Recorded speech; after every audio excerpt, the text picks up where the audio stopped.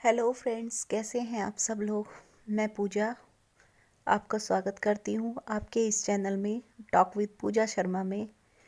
आप कैसे हैं मुझे कमेंट्स बॉक्स में ज़रूर बताएं। मैं आपकी सफलता के लिए, आपकी इच्छा जल्दी पूरी हो उसके लिए, आप स्वस्थ रहें भगवान से प्रार्थना करती हूँ। तो चलिए, आज का टॉपिक हमारा होगा कि हम घर में बरकत कैसे पाएँ। हम लोग बहुत मेहनत से पैसा कमाते हैं, इतनी मेहनत से पैसा कमाते हैं, लेकिन हमारे घर में एक भी रुपया नहीं टिकता है। बहुत दुख होता है कि घर का खर्च चलाना भी बहुत मुश्किल हो जाता है। कई बार तो देखा जाता है कि दिन पर दिन महंगाई बढ़ती जाती है और ऐसे में घर का खर्च चलाना तक भी मुश्किल हो जाता है। अच्छा खासा कई बार हम कमा भी रहे होते हैं, लेकिन उसके बाद भी क्या होता है कि घर का खर्च नहीं चल पाता सही से, और मतलब घर में एक पैसा तक भी नहीं बच पाता है, बरकत नहीं हो पाती है। और क्या होता है कि हमें जब फ्यूचर के लिए दो पैसे तो कमाना बचाना ही चाहिए।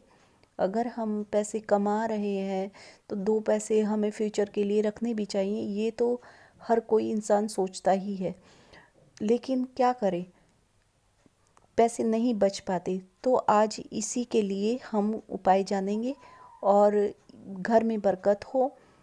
कई बार हम कुछ उपाय करते भी रहते हैं, लेकिन नहीं हो पाता, बरकत नहीं हो पाती, फिर भी नहीं, हमारे पास एक भी फूटी कौड़ी नहीं बचती है।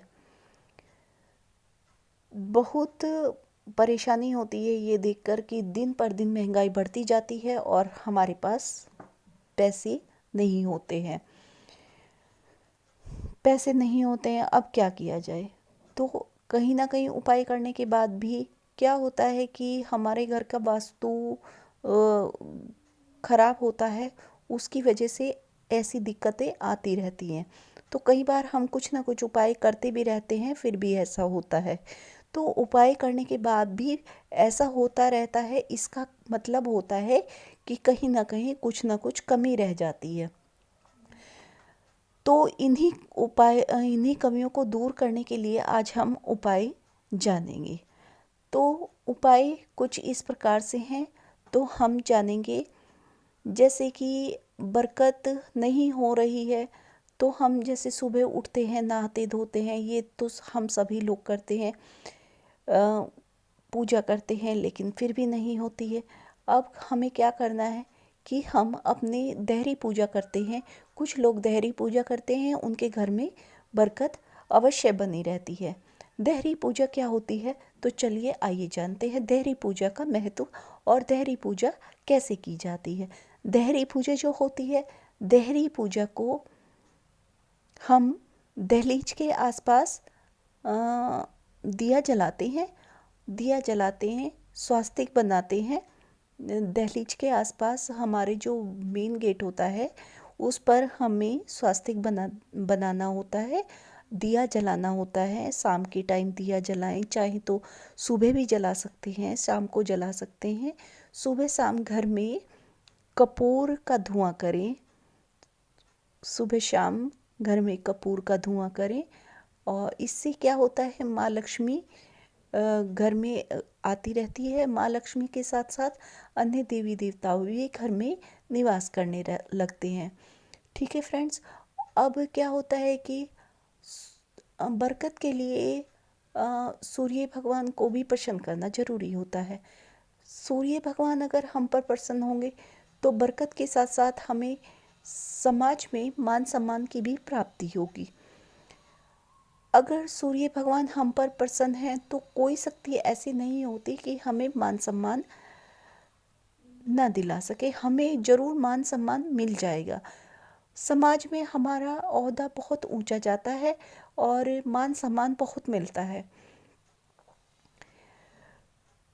सूर्य को जल तो हम सभी देते हैं, लेकिन हम जानते हैं, आइए देखते हैं आप लोग कैसे देते हैं और हमें कैसे देना चाहिए। अगर आप किस तरह से देते हैं तो आप देखिए कि क्या आप भी इसी तरह से देते हैं। सूर्य नहा धोकर सूर्य को हमें जो जल देना होता है, सबसे पहली बात तो ये सब जानते ही होंगे, अगर नहीं भी जानते हैं तो जान लीजिए कि हमारा मुख जो है पूरब दिशा की ओर होना चाहिए। जी हाँ, ईस्ट की तरफ हमारा मुख होना चाहिए, पूरब दिशा की तरफ हमारा मुख होना चाहिए।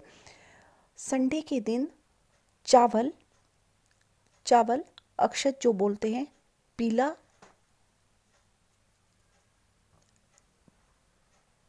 चावल लाल कलर का करके या सिंदूर डाल के या चंदन डाल के हमें सूर्य को अर्घ्य देना चाहिए। ठीक है, जल देना चाहिए। ठीक है, अब एक उपाय ये होता है कि रात को संडे वाले दिन हमें एक गिलास पानी में दूध डालकर हमें अपने सिर के पास रखना चाहिए। एक गिलास पानी में दूध डालकर हमें अपने सिर के पास रखना चाहिए। ध्यान ये रहे कि कहीं ऐसा ना हो कि हाथ मार के हम उसको नीचे गिरा दें और सारा पानी नीचे बह जाए। हमें ऐसी जगह रखना चाहिए कि सोते टाइम हमारा हाथ उस पर ना टच हो और वो गिर ना जाए। ऐसी जगह रखें कि वो सही से रखा रहे। और सुबह के टाइम मंडे को हम नहाकर, अगर कहीं बबूल का पेड़ मिल जाए तो उसकी जड़ में आप उस जल को देंगे तो घर में बहुत ही आखानंदी आएगी। दिन दूनी रात चौगुनी तरक्की होती चली जाती है, बरकत होनी शुरू हो जाती है। अगर आपको कहीं पर बबूल का पेड़ नहीं मिलता है तो आप पीपल के वृक्ष में भी इस जल को दे सकते हैं। लेकिन अगर आपको बबूल का पेड़ मिल जाए और आप उसकी जड़ में ये जल दे देते हैं तो आप ये बहुत ही अच्छा होगा। ठीक है फ्रेंड्स, अगर आप संडे वाले दिन चौमुखा दिया पीपल के वृक्ष के नीचे जलाते हैं तो इससे भी घर में बरकत आनी शुरू हो जाती है। चौमुखा दिया क्या होता है कि यानी कि 4 बत्ती होती हैं जो चारों दिशाओं में जलाया जाता है, वो चौमुखा दिया होता है और चारों बत्तियां जलाई जाती हैं चारों दिशाओं में।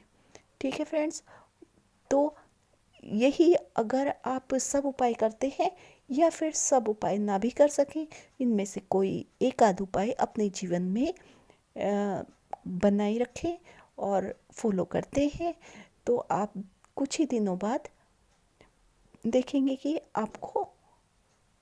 आपको फ़ायदा होना शुरू हो जाता है। श्रद्धा और विश्वास के साथ आप इन उपायों को करेंगे तो आपको निश्चित ही लाभ होगा। विश्वास रखना जरूर होता है। कहते हैं पत्थर में भी भगवान दिख जाते हैं अगर हम श्रद्धा और विश्वास रखें।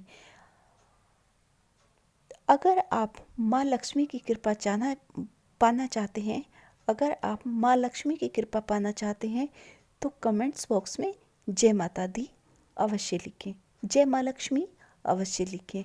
लाइक करना ना भूलें। तो चलिए मिलते हैं नेक्स्ट वीडियो में।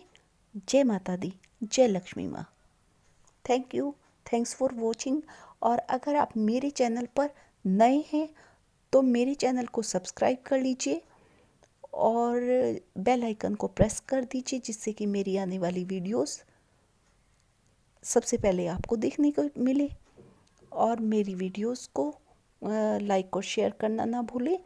और अगर आप मेरी इसी तरह की वीडियोस चाहते हैं तो मेरे चैनल को सब्सक्राइब कर लीजिए। Thanks for watching.